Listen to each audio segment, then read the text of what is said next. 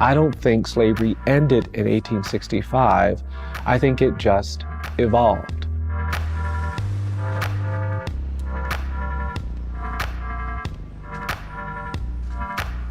So this will be the entrance to the museum, and people will be directed over into this corner, which will be where we replicate a slave warehouse. And it'll go from slavery to lynching, to segregation, to mass incarceration. Why does the United States have the highest rate of incarceration in the world? Why are there 6 million people on probation or parole? Why is it true that today 1 in 3 black male babies born in this country is expected to go to jail or prison? There is a line from slavery through racial terrorism, through segregation, that is evident in what we see in our criminal justice system today.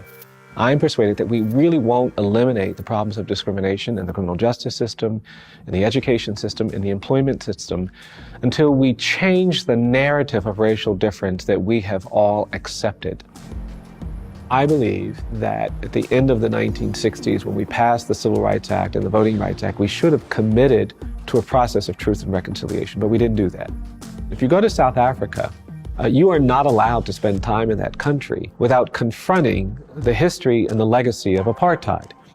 If you go to Germany, you'll see a nation that has confronted the legacy of the Holocaust. In this country, we do the opposite. And I think that has to change. I think we have to be more honest. This exhibit has been created by jars with the names of lynching victims. Sometimes multiple people would be lynched at the same time. So this was an incident where 5 people were lynched all at the same time in Carrollton, Alabama, including a married couple. Well, most people don't understand that lynching was racial terrorism because it wasn't just the people who were victimized, it was the entire community. These acts of humiliation and degradation created this desensitizing to victimization. We are indifferent to evidence of bias and discrimination. We are indifferent to innocent people being wrongly condemned on death row for 30 years. I think there's a historical root to that silence. My light bulb moment, it was only 8 or 9 years ago when I went to Africa for the first time. This young attorney met me at the airport and he took me to the ocean. She said, "I wanted to bring you here to say something to you." And this lawyer turned to me and he said, "I just want to say I'm sorry because this is where we lost you." And all of a sudden, by just thinking about history shifted.